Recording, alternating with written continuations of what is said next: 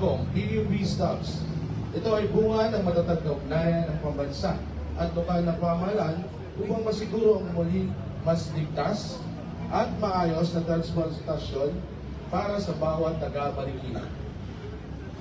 Taos po nating pusong pinasasalamatan ang ating mga kagawang sa proyektong ito, ang Department of Transportation sa pangunguna ni DOTR Acting Secretary Giovanni Lopez, mga opisyal mula sa LTFRB, LTO, at DPWH-NCR, ang ating mga katuwang mula sa civil society, ang Bubas One Coalition, at siyempre, mula sa pamahalang lungsod ng Marikina, ang ating City Administrator, Dr. Mark Castro, at ang ating mahal na punong lungsod, Mayor Marjorie Ann Maan Chodoro. Palakpakan po natin sila. Sa puntong po ito, hinahayaan na po natin ang ating DOTR Undersecretary Attorney Mark Steven C. Pastor, DOTR Director for Road Transportation and Infrastructure Joshua Joseph R. Rodriguez, DPWH, LTFRB, LTO, Marikina LGU, sa pangunguna ng ating Mayor Maan Chodoro upang pasinayaan ang ating bagong tayong PUV stop.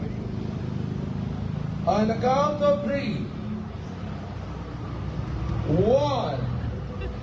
2, 3. Yay! Ayun ay formal na pong binubuksan ang ating PUV stop.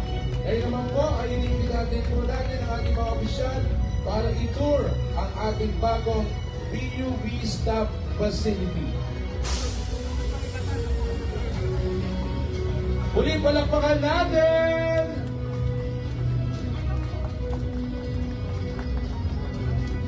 Ang ating pong ay solar power at may mga ilaw po iyan. Ang magandang bagong kusal natin na PUV stop.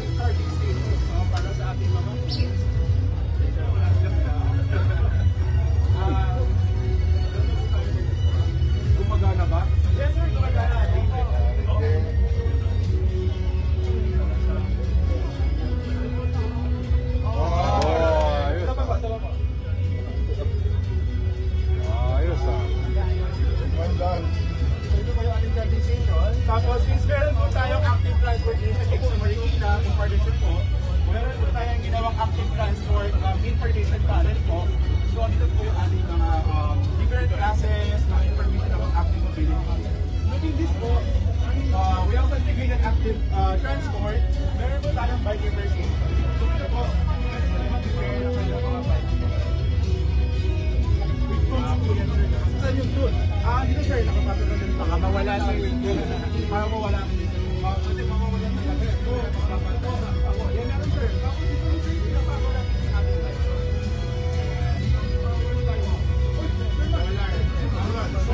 Solar panel. Very talented in the active transport. They have been using 34 by 3 meters, no?